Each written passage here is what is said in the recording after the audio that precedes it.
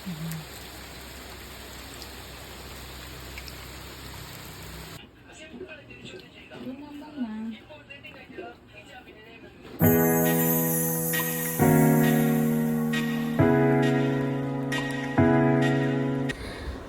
Every one, welcome back. ನಾನಿವತ್ತು variety ಮೆಣಸಿನ ಬಜ್ಜಿ ಮಾಡ್ತಾಯಿದ್ದೀನಿ. ಎಲ್ಲರೂ ಒಂದೇ ಥರ ಮಾಡ್ತಾರೆ, ನಾನು ವೆರೈಟಿಯಾಗಿ ಮಾಡಿದ್ದೀನಿ. ಇದೊಂದು ಸತಿ ಮಾಡಿ ನೋಡಿ, ತುಂಬ ಟೇಸ್ಟ್ ಆಗುತ್ತೆ. ಇದರ ರೆಸಿಪಿ ಹೇಗೆ ಅಂತ ನೋಡೋಣ ಬನ್ನಿ. ಆಲೂಗಡ್ಡೆ ಮೊದಲೇ ಬೇಯಿಸಿದ್ದೆ, ಅದಕ್ಕೆ ಕಟ್ ಮಾಡಿರುವಂತಹ ಈರುಳ್ಳಿ, ಮೆಣಸಿನ ಹುಡಿ 1 table spoon, 1 table spoon garam masala, ಅರ್ಧ ಜೀರಿಗೆ ಹುಡಿ, ರುಚಿಗೆ ತಕ್ಕಷ್ಟು ಉಪ್ಪು, ಚೆನ್ನಾಗಿ ಮಿಕ್ಸ್ ಮಾಡ್ಕೋಬೇಕು. ಒಂದು ಬೌಲ್ ತಗೊಂಡೆ, ಅದಕ್ಕೆ ಸ್ವಲ್ಪ ನೀರು, ಒಂದು ಅರ್ಧ ಕಪ್ ಸಾಕು. ಆಮೇಲೆ 1 ಕಪ್ಪು ಕಡಲೆ ಹಿಟ್ಟು, ಕಾರ್ನ್ ಫ್ಲೋರು, ಅರ್ಧ ಮೈದಾ ಹಿಟ್ಟು, ರುಚಿಗೆ ತಕ್ಕಷ್ಟು ಉಪ್ಪು ನೋಡಿಕೊಂಡು ಹಾಕಿ, ಸ್ವಲ್ಪ ಅಡುಗೆ ಸೋಡಾ ನೋಡಿ. ಮಿಡ್ಲ್ ಕಟ್ ಮಾಡಿರುವಂತಹ ಮೆಣಸಿಗೆ ಆಲೂಗಡ್ಡೆ ಮಿಕ್ಸ್ ಮಸಾಲೆ ಮಾಡಲಿಲ್ವಾ, ಅದರೊಳಗೆ ತುಂಬಿಸಬೇಕು. ಚೆನ್ನಾಗಿ ತುಂಬಿಸಾದ್ಮೇಲೆ ಈ ಥರ ಬಂದಿದೆ ನೋಡಿ.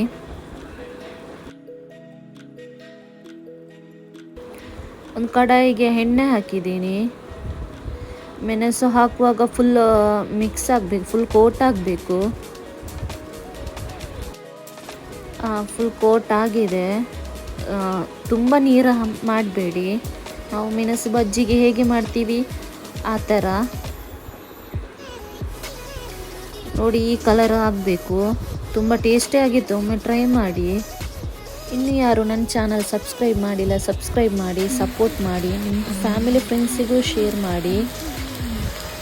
ನಾನು ಹಾಕುವ ಎಲ್ಲ ವೀಡಿಯೋಸ್ ನಿಮಗೆ ನೋಟಿಫಿಕೇಷನ್ ಆಗಿ ಬರುತ್ತೆ.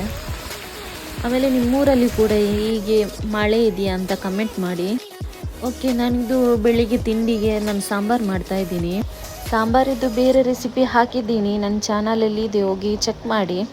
ಇದಕ್ಕೆ ಬೇಕಾಗಿರುವಂತಹ ಸಾಮಗ್ರಿಗಳು: 1 ಟೇಬಲ್ ಸ್ಪೂನು ಕೊತ್ತಂಬರಿ ಬೀಜ, ಅರ್ಧ ಜೀರಿಗೆ, ಕಾಳು ಮೆಂತೆ, 1 ಟೇಬಲ್ ಸ್ಪೂನು ಉದ್ದಿನಬೇಳೆ. ಇದು ಎಣ್ಣೆಯಲ್ಲಿ ಫ್ರೈ ಮಾಡಬೇಕು. ಲೋ ಫ್ಲೇಮಲ್ಲಿ ಇಡಿ, ಇಲ್ಲಾದರೆ ಸುಟ್ಟೋಗುತ್ತೆ. ಒಂದು 4 ಮೆಣಸು ಫ್ರೈ ಮಾಡಿ ಆಯಿತು. 1 ಕಪ್ ತೆಂಗಿನ ತುರಿಗೆ ಮಿಕ್ಸ್ ಮಾಡಿಕೊಂಡೆ.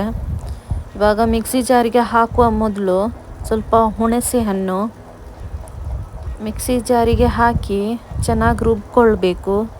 ಇದು ನಾನು ಮೊದಲೇ ಬೇಳೆ ಹಾಕಿ ತರಕಾರಿಗಳ ಹಾಕಿ ಬೇಯಿಸಿದ, ಚೆನ್ನಾಗಿ ಬೆಂದಿದೆ. ಅದಕ್ಕೆ 1 ಟೇಬಲ್ ಸ್ಪೂನು ಮೆಣಸಿನ ಹುಡಿ, ಸ್ವಲ್ಪ ಅರಶಿನ, ಚೆನ್ನಾಗಿ ಮಿಕ್ಸ್ ಮಾಡ್ಕೋಬೇಕು. ಹಾಗೆ ರುಬ್ಬಿದಂತಹ ಮಸಾಲೆ ಇದಕ್ಕೆ ಹಾಕಬೇಕು.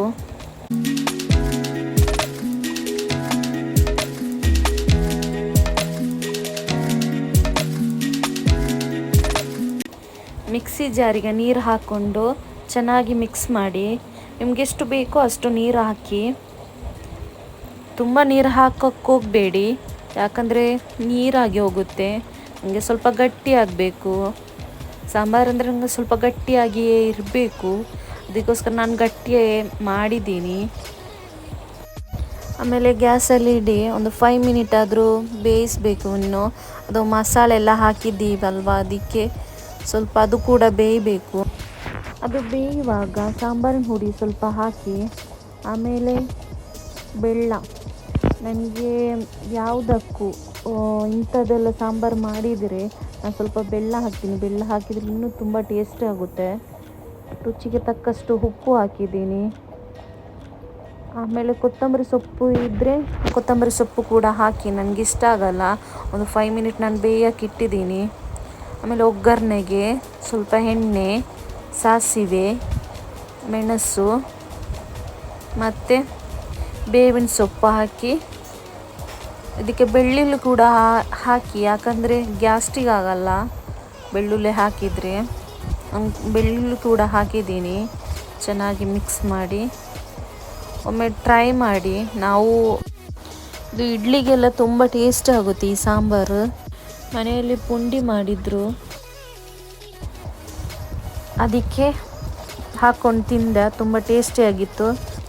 ಓಕೆ, ಇವತ್ತಿನ ವಿಡಿಯೋ ಇಷ್ಟ ಆದರೆ ಲೈಕ್ ಮಾಡಿ, ಶೇರ್ ಮಾಡಿ, ಕಮೆಂಟ್ ಮಾಡಿ, ಸಬ್ಸ್ಕ್ರೈಬ್ ಮಾಡಿ. ಹೊಸ ವ್ಯೂವರ್ಸ್ ಇದ್ದರೆ ಸಬ್ಸ್ಕ್ರೈಬ್ ಮಾಡಿ, ಸಪೋರ್ಟ್ ಮಾಡಿ. Okay, thank you for watching.